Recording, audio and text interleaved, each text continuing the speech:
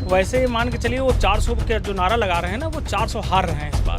First चरण के चुनाव के बाद देश का प्रधानमंत्री अगर जाति और धर्म पे उतर जाए, सीधे सीधे अपने मुद्दे जाति पे ले आके टिका दे, तो समझिए कितनी हताशा है उसमें। हर मामले में विफल हो गई है सरकार। इंडिया गठबंधन बहुत भारी मतों से देश में एक प्रचंड बहुमत के साथ सरकार बनाएगा और देश का भविष्य सुनहरा होने वाला है। जुमले से ही करके आए थे ना कि 15 लाख देंगे, ठीक है, तो अब गारंटी दे रहे हैं इस बार।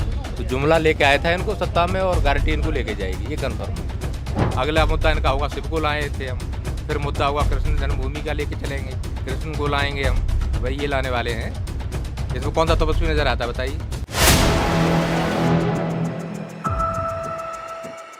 नमस्कार, मैं हूं हयात अब्बास और आप देख रहे हैं 4 PM न्यूज़ नेटवर्क। लोगों के बीच क्या माहौल है लोकसभा चुनाव को लेकर? एक तरफ इंडिया गठबंधन है, दूसरी तरफ NDA है।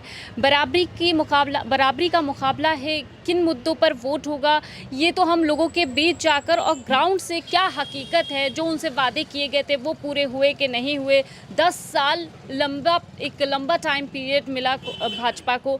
उतने सालों में उसने क्या कुछ किया, लोगों की क्या उम्मीदें हैं, लोग किस मुद्दों पर वोट करेंगे, ये लोगों की राय जान लेते हैं। जो ज़मीनी हकीकत है वो दिखाने की कोशिश करते हैं। तो लोगों से बात करते हैं और जानते हैं कि आखिर किस मुद्दों पर होगा वोट। सर, लोकसभा चुनाव है करीब, ऐसे में जिस तरह से कांग्रेस के कह लूँ, विपक्ष को कह लूँ, विपक्ष एकजुट होकर मैदान में है, दूसरी तरफ में जो मोदी सरकार है 400 पार का नारा दे रही है, कैसे देखते हैं और किन मुद्दों पर वोट होगा? देखिए मैडम, आपने अभी कहा कि जब मामला बराबरी का चल रहा है, ये अब कहने की बात रह गई, ये जुमला हो गया है। जैसे भाजपा जुमलेबाज पार्टी हो गई है, वैसे मान के चलिए वो 400 के जो नारा लगा रहे हैं ना, वो 400 हार रहे हैं इस बार। आप यही समझिए कि फर्स्ट चरण के चुनाव के बाद देश का प्रधानमंत्री अगर जाति और धर्म पे उतर जाए, सीधे सीधे अपने मुद्दे जाति पे ले आके टिका दे, तो समझिए कितनी हताशा है उसमें। एकदम देश की जनता त्राहिमाम कर रही है। बेरोजगारी, पेपर लीक आप देख रही हैं, हर स्टेट में यही हाल है। नौकरी का क्या बुरा हाल हो रहा है। केवल इनके पास जो फ्री का जो है, आजकल देख रहे हैं ना आप, लोग कहते हैं कि 80 करोड़ लोगों को वो जो है राशन दे रहे हैं। अरे भाई, 80 करोड़ लोगों को ये मान रहे हो कि गरीब हो गए हैं? क्यों राशन दे रहे हो? उनको रोज़गार दो, उनको सेल्फ में वो बनाओ कि जैसे है कि भाई आत्मनिर्भर भारत में आप फ्री का राशन देकर चलाएंगे। जनता ये समझ चुकी है और चारों तरफ जो है त्राहि मचा हुआ है। महंगाई, पेट्रोल, गैस सिलेंडर, सारी चीज़ों का आप देख ही रही हैं। भाजपा के पास केवल जुमलेबाजी रह गई और केवल एजेंडा जाति और धर्म का है। बाकी हर मामले में विफल हो गई है सरकार। इंडिया गठबंधन बहुत भारी मतों से देश में एक प्रचंड बहुमत के साथ सरकार बनाएगा और देश का भविष्य सुनहरा होने वाला है। बिल्कुल, एक सर्वे भी निकल कर आया जिसे बाद में हटवा दिया गया, CSDS, जिसमें से इंडिया गठबंधन की बढ़त हो रही थी। खैर, अभी मोदी जी को इलेक्शन टाइम ये क्यों याद आ गया कि मुसलमान, एक बार कहते हैं कि सबका साथ सबका विकास और दूसरी तरफ कहते हैं कि मुसलमान जो है घुसपैठियाँ हैं, फिर बाद में वो अपने बयान को ठीक भी करते हैं। तो इसको कैसे देखते हो, मंगलसूत्र वाले बयान को कैसे? यही तो हताशा है मैडम। देखिए जो उन्होंने किया है, अब ये साफ तौर पे देखा जा रहा है कि जनता कि भाजपा जो है कल्याण करने वाली नहीं है, वो उद्योगपतियों की पार्टी हो गई है। आप जो इनके सरकार में जो अडानी, अंबानी, इनका देख रहे हैं किस तरह से शेयर इनका कैसे बढ़ा हुआ है। मंगलसूत्र की बात करते हैं, उनको खुद पता है कि उन्होंने कैसे किया है। लोग मंगलसूत्र रखने पर मजबूर हो गए हैं। अब महिलाएं इतनी जो है वो हो गई है। इनकी पार्टी में जो सहयोगी कहने के नाम पर ये कहते हैं पूरा विपक्ष एकजुट हुआ है।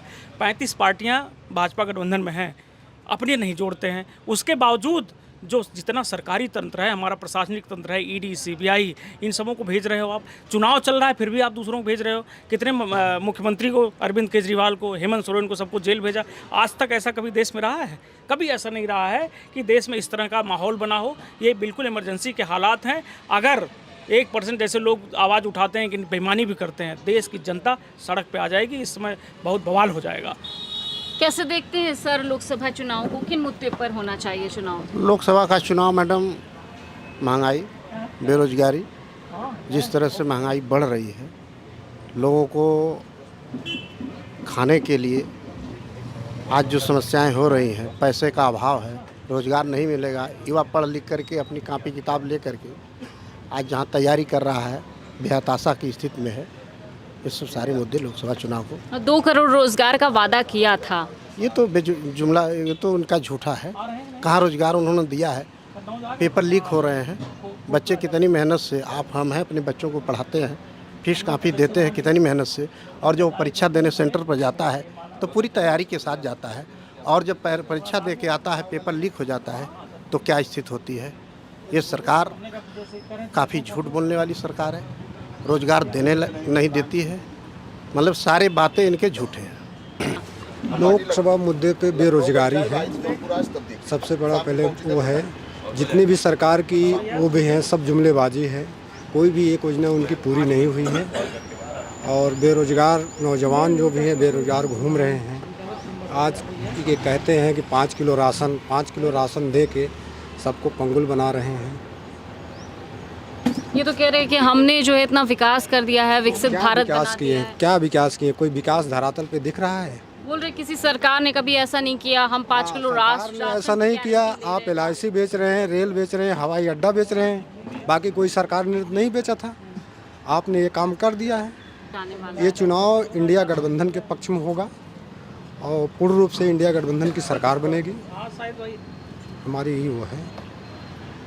वाकई इंडिया गठबंधन की सरकार बन रही है। इंडिया गठबंधन सरकार बनेगी, ओवैसे बढ़ेगी। मोदी जी 10 सालों में कह रहे हैं हमने सब कुछ कर दिया, गारंटी पे उनकी विश्वास नहीं है। नहीं, गारंटी आप देख लीजिए ना कि पिछली बार जुमले से आए थे, गारंटी लेके जाएगी इनको, इससे और है। जुमले से ही करके आए थे ना कि 15 लाख देंगे, ठीक है। तो अब गारंटी देना इस बार, तो जुमला लेके आया था इनको सत्ता में और गारंटी इनको लेके जाएगी, ये कन्फर्म है।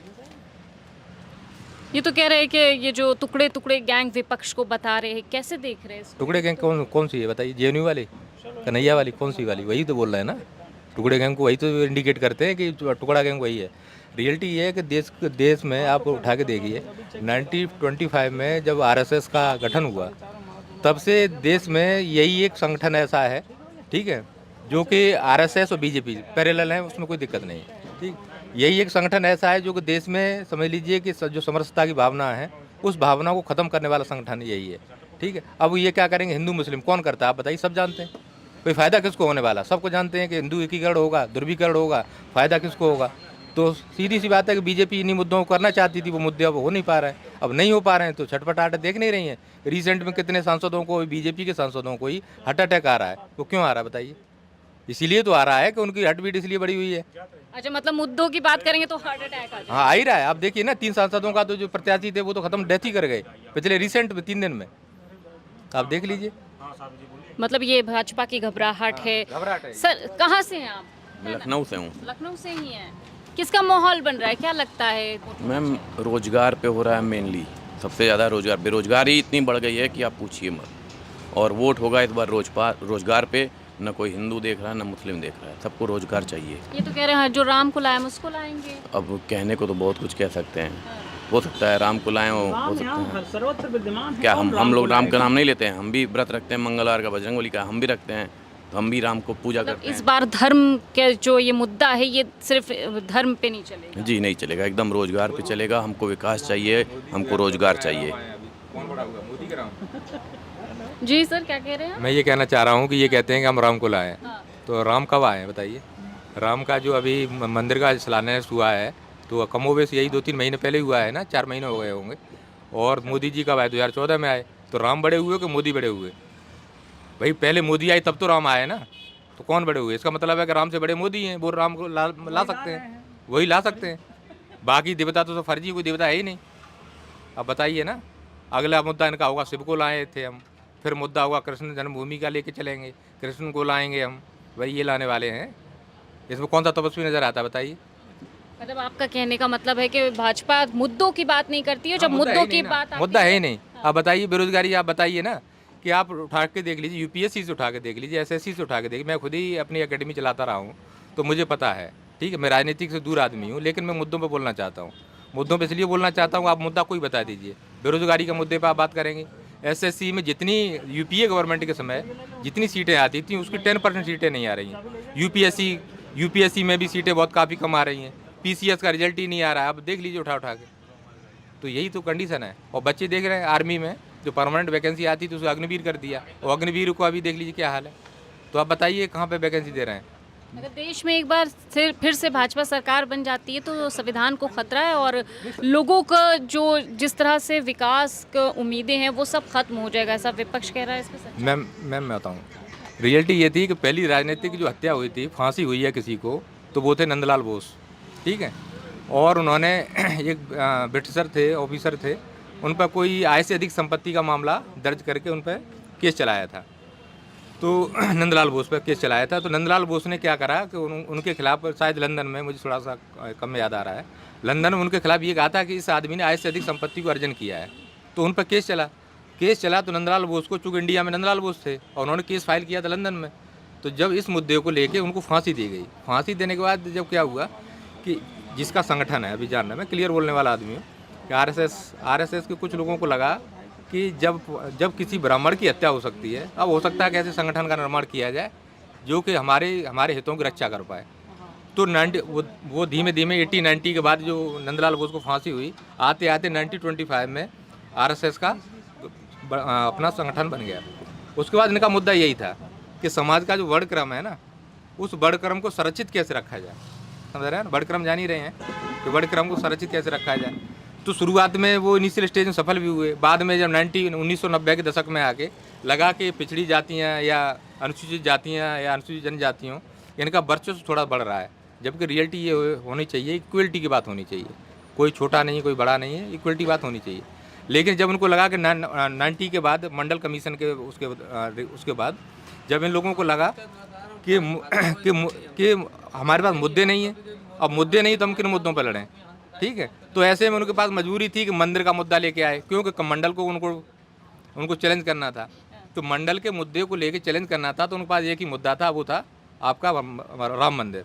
और राम मंदिर ही क्यों लिए वो, क्योंकि राजीव गांधी ने उस समय एक बानो केस था, उस बानो, सायरा बानो शायद केस था शायद, उस बानो, हाँ, उस केस में क्या हुआ था कि उसमें राजीव को लगा कि कहीं ऐसा ना हो कि मैंने सायरा बानो वाले केस में और मुसलमानों के लिए थोड़ा सा मैंने पक्ष में, मतलब अपना पक्ष रख दिया है, तो ऐसा ना हो कि मुझे, मतलब मुसलमानों के खिलाफत हो जाए। तो फिर उन्होंने राम मंदिर वाले मुद्दे में उलझ गए वो। तो उसके भरपाई करने के लिए बीजेपी अपने राम मंदिर को अपना उठा ली। मतलब वो धर्म के नाम पे राजनीति कर रही है। एक तरफ अभी राजीव गांधी ने आंशिक रूप से किया था, लेकिन उन्होंने पूर्ण रूप से कर दिया वो। हाँ, बिल्कुल। तो अभी कांग्रेस के लिए जो पीएम मोदी ने भाषण दिया है कि आदिवासी और सबका आरक्षण मुसलमानों को कांग्रेस दे देगी अगर इंडिया गठबंधन जीतते। तो क्यों ना दे, बताइए भाई। अपना संविधान क्या कहता है कि अपना संविधान यही तो कहता है कि एक पैरेलल लाइन होगी, उस लाइन पे खड़े होकर सबको दौड़ना है, ठीक है। डॉक्टर भीमराव अम्बेडकर साहब यही तो कहे थे कि आरक्षण का मूल स्वरूप जो है ये होना चाहिए कि ऐसा अधिकार मिले जिस अधिकार में सब लोगों को समान अधिकार, मतलब समानता के साथ लड़ सकें, दौड़ सकें। तो कहाँ मिल पाया बताइए। आदिवासी घर में जाके देखिए ना, एक दिन खाना नहीं खा पाएंगे गरीब आदिवासी के यहाँ, उसको मूलभूत सुविधाएं हैं नहीं है। लेकिन मोदी इन मुद्दों पर कहाँ बोलेंगे, उन्हें तो समस्या है आरक्षण से। बिल्कुल। तो ग्राउंड पे क्या हकीकत है ये दिखाने की पूरी कोशिश है। लोकसभा चुनाव को लेकर किन मुद्दे पर वोट होगा। संविधान खत्म कर देंगे, संविधान एकदम देश खतरे में है, ये जान लीजिए। ये इस समय जो है करो या मरो की स्थिति है। और शास्त्रों में भी कहा गया है, जो ये लोग कहते हैं ना कि हम बड़े जो है शास्त्रवादी और ये हैं, उसमें भी कहा गया है कि 10 साल चलन 40 साल। अगर व्यक्ति या संस्था या किसी भी मनुष्य का चरित्र बहुत ही अच्छा है तो 40 साल तक चलता है, अन्यथा 10 साल में पतन आवश्यक है। 10 साल पूरे हो गए हैं इनके।